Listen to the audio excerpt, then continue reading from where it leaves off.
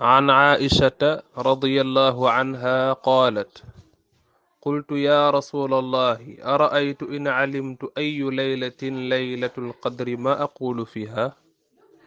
قال قولي اللهم إنك عفو كريم تحب العفو فاعف عني. jëlee nañu ci ndey Aïchata radiyallahu taala anha mu ni dama ni yow yonantu bi sallallahu alayhi wa sallama waaw su ma xamoon ban guddi ci guddi yi mooy guddeeb laylatul qadri ba mu wóor ma ni guddi gi moom la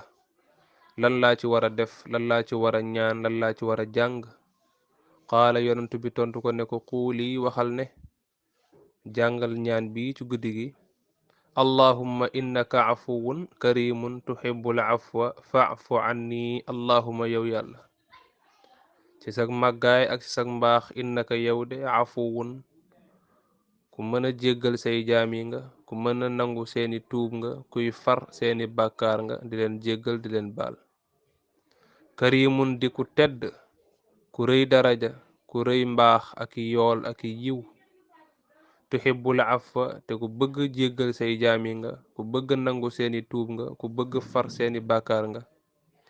fa'fu anni maa ngi lay ñaan yow yàlla na nga ma baal faral ma sumay bàkkaar nangul ma sumay tuub jéggal ma sumay ñaawteef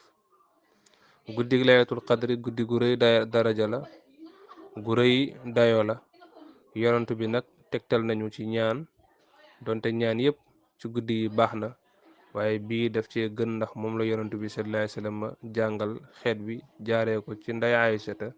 li ci nekk ci yiw ci mbaax ci barke ak ci dolleeku yépp yal nañu ko yàlla defal may ñu mbuutu guddi gi alhamdulillah